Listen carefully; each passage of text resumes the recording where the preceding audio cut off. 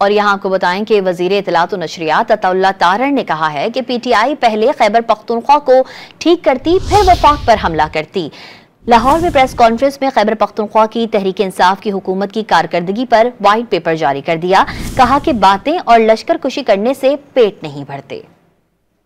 आपका सूबा है, आप वजीर आला हैं, बाइख्तियार हैं। आपने जब कुरम में आग लगी थी और सबसे ज्यादा कुरम को तवज्जो की जरूरत थी, तब आप क्या कर रहे थे? आप इस्लामाबाद में बैठे थे। आप जिस मकसद से भी बैठे थे, लश्कर कशी थी, हमला था, जो भी था, आप इस्लामाबाद में इसलिए बैठे थे कि आप वहां पे भी तबाही बर्बादी फैलाना चाहते थे। अब आप इस्लामाबाद आ गए, कुरम में लाशें पड़ी हैं, सड़कें बंद हैं, दवाइयां नहीं हैं, मरीज रुल गए हैं। ये किसकी जिम्मेदारी है भाई? आप अपना घर पहले ठीक करते, फिर हमला कर लेते हमारे ऊपर। हम हाजिर हैं, हमने पहले बड़े हमले बर्दाश्त किए, हम हाजिर हैं। पुलिस रिफॉर्म्स होते तो फिर ये लॉलेसनेस क्यों होती?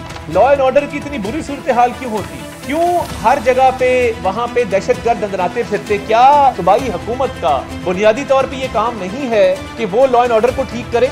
लॉ एंड ऑर्डर खराब है तो आपके पुलिस रिफॉर्म्स किधर गए हैं? आपने पंजाब की तरह सीटीडी की फोर्स क्यों नहीं खड़ी की? तालिबान को आप वापस ले आए, ठीक है, आपकी दोस्ती थी, बहुत अच्छी बात है, मगर फिर उसका सदेबाब भी करना था ना कि उसका एक फॉल आउट है, लॉ एंड ऑर्डर की सिचुएशन है। ये जो मिस गवर्नेंस है, जो करप्शन है, आपके बाकी सारे मामलात हैं, फाइनेंशियल करप्शन, फाइनेंशियल मिसमैनेजमेंट, आपके बाकी स्कैंडल्स, आपकी एजुकेशन, हेल्थ सेक्टर में बेज़ाब्तियां, इसका कोई जवाब नहीं है आपके पास।